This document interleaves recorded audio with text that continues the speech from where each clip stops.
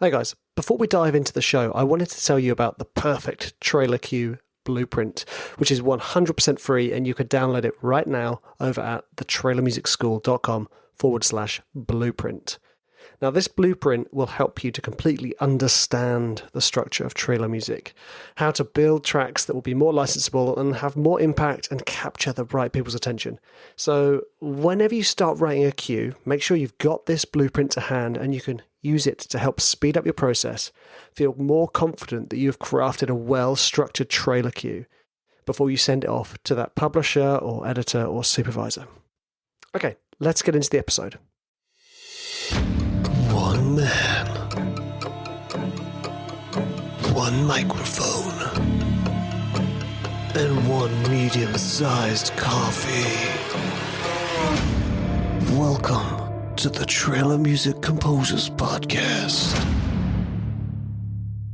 Hey guys, and welcome to another episode of the Trailer Music Composers Podcast. Now today it's a beautiful sunny day, so I decided to go out for a walk and talk to myself on my phone. I could have done it inside, but do you know what? So much of this show for me is about fitting my work around my life and living the life I want. And when it's sunny, I want to go outside. So it's a bit windy than I was expecting, so I might have to stay within the trees to stop the annoying sound. Anyway, today's show is answering a question sent in from one of the composers who's taken some of my courses. And I love it when this happens because, firstly, it kind of stops me having to think about what the episodes are going to be, but also it completely defines the purpose of this show, which is to assist and help and serve the community of people who want to write music to go in trailers. And this is actually a really good question because I would never have thought to make a show about this because, well, frankly, it just doesn't really cross my mind. But it doesn't mean it's an issue. It's not an issue for other people, or it's not something that needs to be addressed. And obviously, I think it needs to be addressed because I'm here talking to you right now. So the issue was with understanding and establishing genres within trailer music and the results of that, i.e. what publishers are looking for, what they want, etc. And that's a really interesting question, and I think anyone who's ever done any kind of SEO-related work with regard to music understands that your labeling and your tagging is incredibly important. A good case in point being, I landed a job scoring a short film because of the way I had tagged a track on my SoundCloud account. This director had Googled, I think it was like dark guitar for scores. I think that's what I'd called the track. And my track popped up. I'd labelled it correctly, or at least I'd labelled it in the same wording. So let's think about how that applies to us as trailer composers. A lot of the work is taken off our shoulders by the library. The library's job is to do the tagging, is to do the kind of genre and stylistic research to then serve us with the briefs that we then respond to. But what if you're not working with a publisher? What if you want to pitch, awesome tracks? Man, I think I've just found a gooseberry bush. Awesome. Today is a good day. Anyway, what if you want to pitch tracks to publishers, but you don't know what your genre is? You don't know what it is that you're doing. And that's the problem I'm here to help solve today. I obviously have emailed this chappie to kind of give him an immediate response, but I thought, you know what? This actually deserves a bit more chat. And just in case there's others of you suffering from this same issue, which is like, what style is this? What genre is this? Here we go. I'm going to approach this from like a two-pronged effort. And the first prong is this. It doesn't really matter that you know what it is. What matters is that you know what is landing at the moment and what publishers are looking for at the moment. And those two things are pretty much entwined. So how do you do that? Symbols. You go onto YouTube. Good friend YouTube. You go on there and you just watch the latest trailers. Go on Joe Blow's trailer, oh God, there's loads of them. Joe Blow's is always the one I often go on. Always the one I often go on. When I do it, I usually go to his channel or that channel. And it just shows you the trailers that are landing day by day by day. And the great thing about that is you then get an immediate grasp of what is in demand, or at least what was in demand a few months ago, and will probably still be in demand. But you also then start to understand how certain styles and sounds of music then translate to certain films.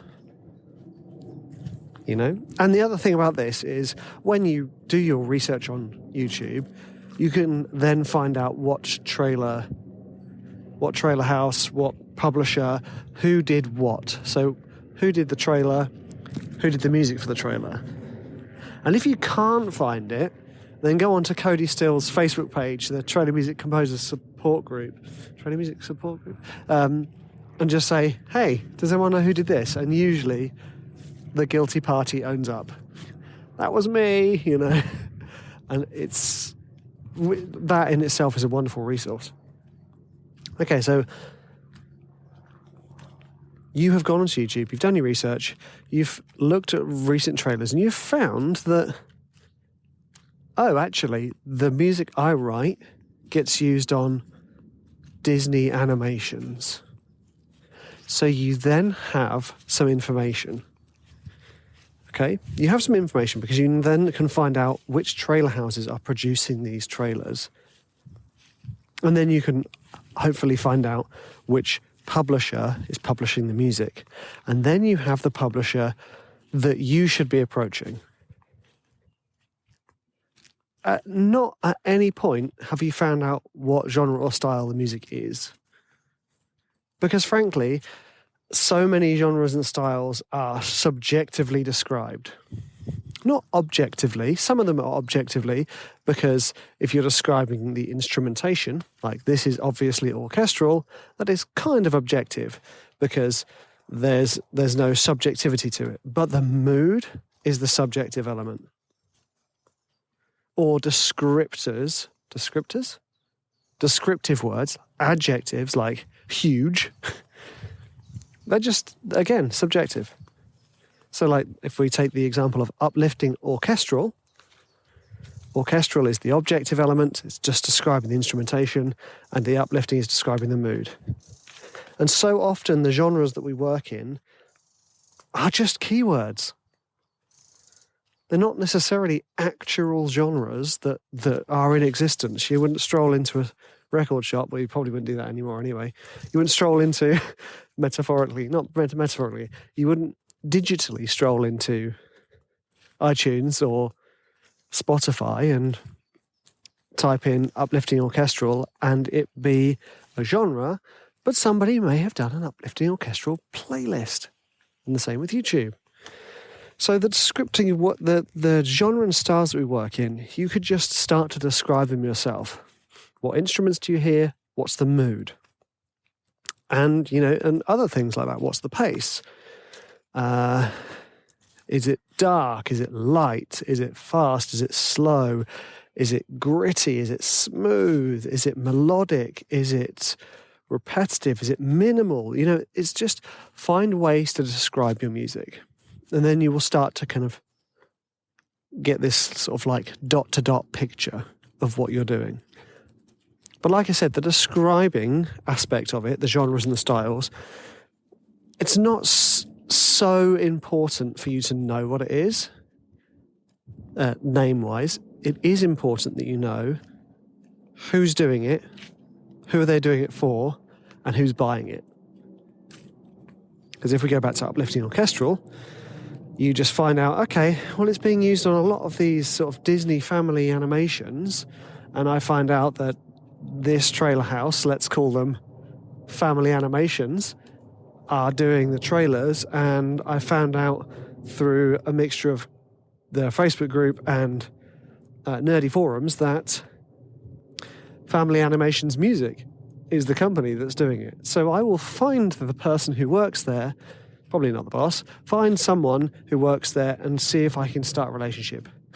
Not like that. I mean, hey, I love what you guys are doing, and it's right up my street, and I've got 2 tracks for you to listen to. I would love for you to check them out, yada, yada, yada. That's not, don't take that verbatim. This needs to be personal to the person, You could even mention, I've stalked you on Facebook and I found out that you love golf. I love golf too, that type of thing, Don't say the stalking bit because that would be weird. But anyway, it's just like, when I get an email from Composer and they refer things to me like, I've listened to your podcast and I'd love to go walking in the Nacho Wood. I'm like, this person has clearly listened. It's inside jokes. So it's about relationships there. So, this is getting into the business side of it, really, isn't it? But I want you to kind of approach it like that. The first prong, which is find out what trailers are landing, find out who is doing the work, and approach them. Okay? And this is just generally great advice if you want to know what is popular at the moment. It's generally great advice if you want to make sure that your production levels are hitting the right mark. It's surprisingly simple, but because it involves some legwork, i.e. Googling or YouTubing, searching, watching, taking notes, because it involves a little bit of work, it's a bit like, damn it, I was hoping you'd just be able to send me to a web page that listed all the styles and genres. I mean, that would be quite interesting, but I don't need to do that because you go onto any music library's back catalogue and they will have, if they have it available to the public, they will have it in a search. They will have searchable keywords for you. There's more homework for you.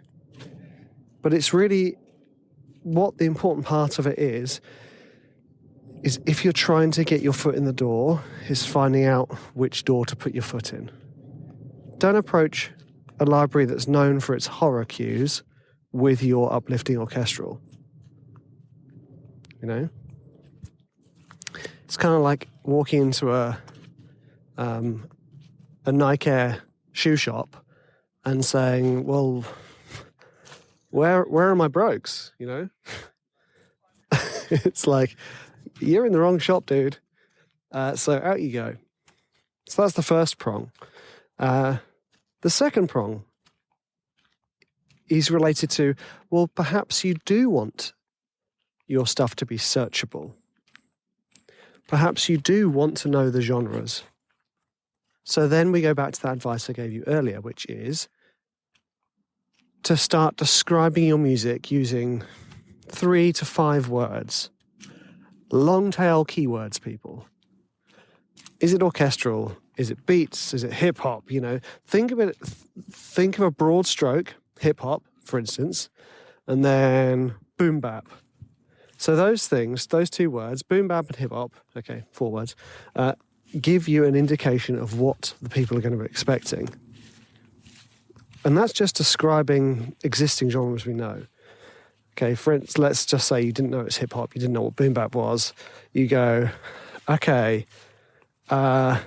simple beats and piano. Guess who's back? That type of thing. Simple beats and piano. Just try and practice this.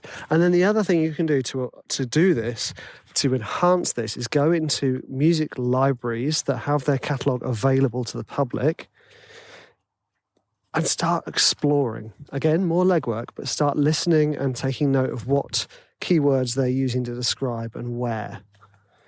You know, oh, this one sounds like the music I write, and they've described it as epic action hip hop. Well, there you go.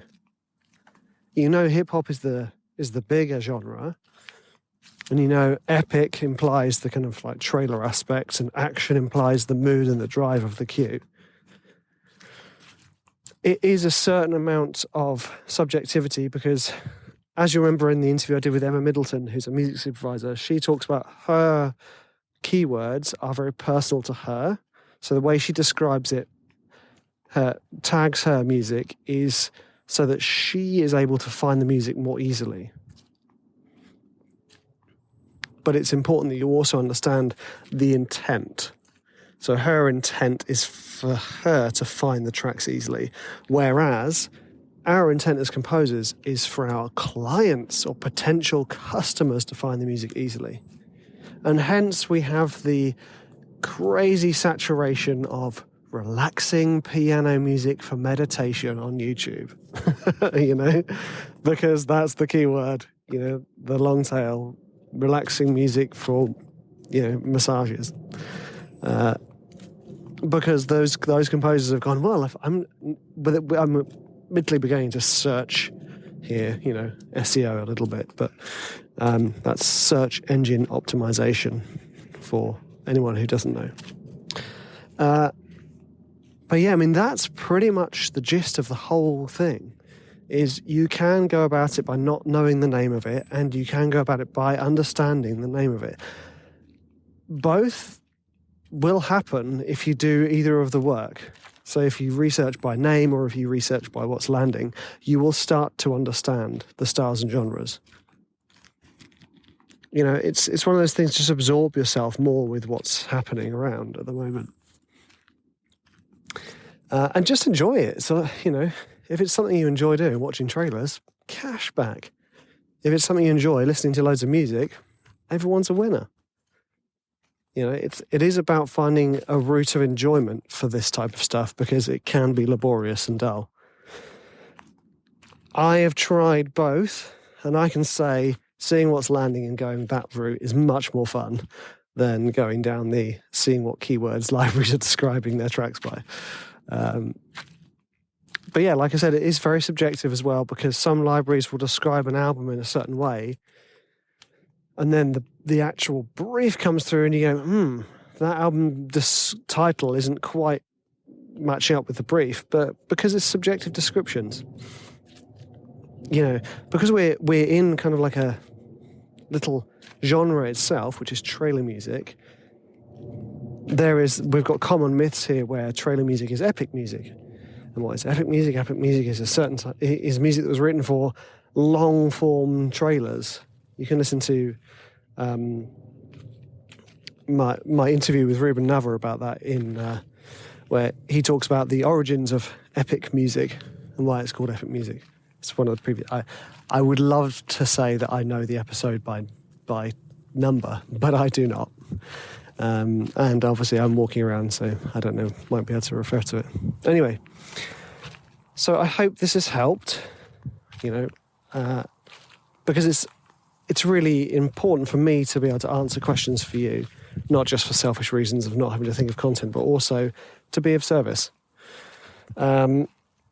So if you have enjoyed the show, don't forget to write a review and subscribe to the podcast, because when you write a review, it means that my podcast pops up more often for people who haven't found it before. And that's massive. So that would be a wonderful return of favours, you know. And I've been getting some lovely reviews, particularly in the States. Guys in the UK and Europe, come on, chop chop. No, I'm joking. Kind of. So yeah, it's really lovely. If you can, take a moment to leave a review and spread the love. That would be amazing. And I hope you guys have a good week, and I will see you in the next episode.